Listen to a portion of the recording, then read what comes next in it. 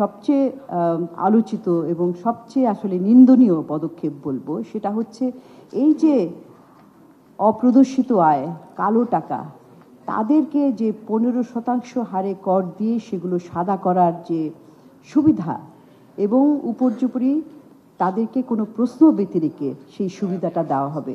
এইটা আমরা প্রতিবারই বলে আসছি যে এটা যারা সৎ করদাতা তাদের উপরে একটা অন্যায়, তাদেরকে তিরস্কৃত করা হচ্ছে, এবং যারা কালো টাকার অধিকারী এবং কর খেলাপি তাদেরকে পুরস্কার করা হচ্ছে। এইটা সামাজিক বৈষম্য, সামাজিক ন্যায্যতা এবং অর্থনৈতিক ন্যায্যতার পরিপন্থী। এটাকে আমরা তুলে দেওয়ার জন্য আমরা দাবি করেছি।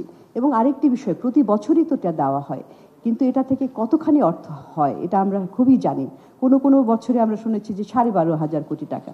বাংলাদেশে এখন অনেকের টাকার পরিমাণ এত শুনি যে একজনেরই কিন্তু ওইটা 12,500 কোটি টাকার কর দেওয়ার মতো ক্ষমতা রয়েছে। কিন্তু এই যে দেওয়ার পরেও, এত সুবিধা দেওয়ার পরেও কর জিডিপি হার তো বাড়ছে না, তাহলে এটাকে আমরা কেন বজায় রাখছি?